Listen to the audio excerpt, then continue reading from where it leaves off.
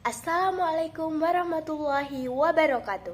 Hai everyone, perkenalkan namaku Clarissa Rahmakusuma Astuti dengan NIM 216151030.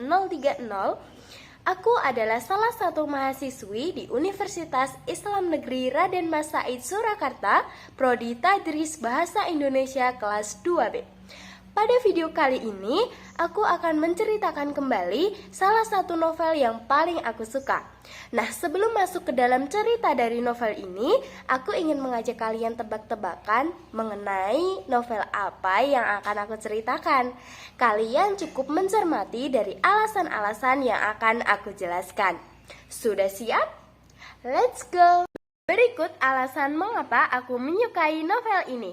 Alasan yang pertama adalah penulis dari novel ini merupakan satu-satunya sastrawan asal Indonesia yang pernah masuk ke dalam kategori peraih Nobel Perdamaian pada masanya sebanyak 6 kali, yaitu adalah Pramudia Anantatur.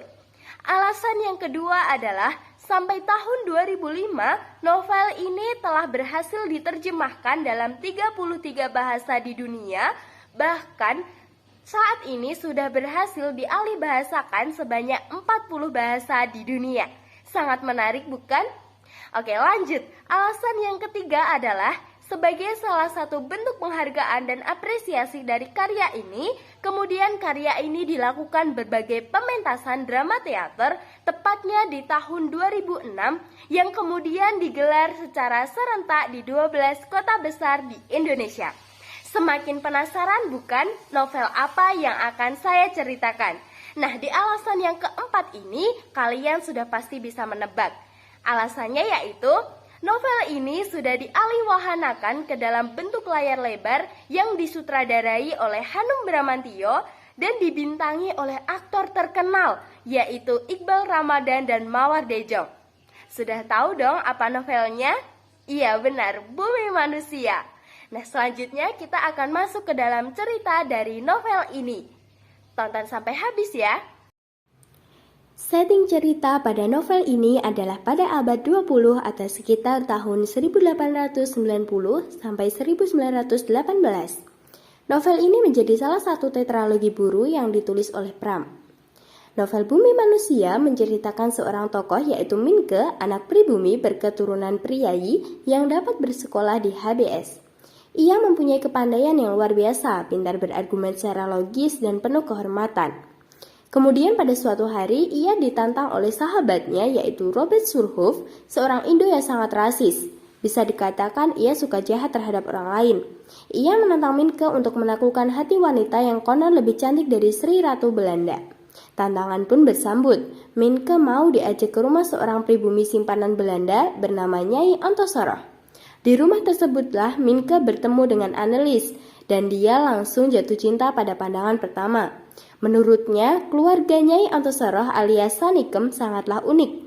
Nyai Antosoroh tampil sebagai wanita super cerdas dan tidak seperti nyai-nyai pada umumnya.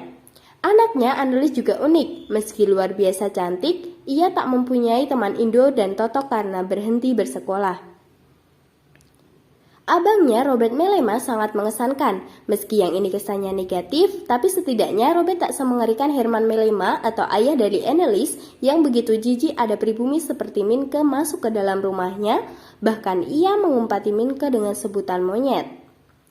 Seiring berjalannya waktu, Minke dan Annelies saling jatuh cinta, tapi Minke tak menyangka bahwa Annelies menjadi sangat bergantung kepadanya.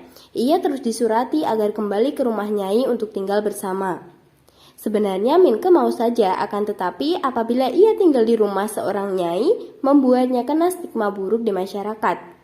Karena seorang nyai atau simpanan Belanda dianggap sebagai wanita perayu yang mesum.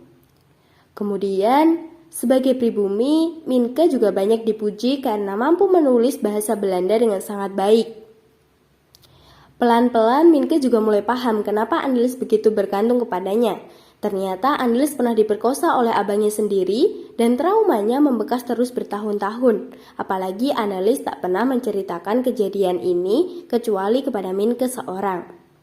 Dari Wonokromo sebuah kabar mengejutkan tiba-tiba terdengar. Tuan Herman Melema meninggal dunia. Kemudian Nyai mendapat surat dari anak kandung Melema di Belanda bernama I.R. Maurits Melema, anak sah Herman Melema dengan Amelia Melema Hams. Maurits menuntut seluruh kekayaan perusahaan yang dimiliki Herman Melema dan meminta hak asuh atas Annelies untuk dibawa ke Belanda. Nyai bersikukuh melawan meski mereka tahu bahwa ia akan kalah.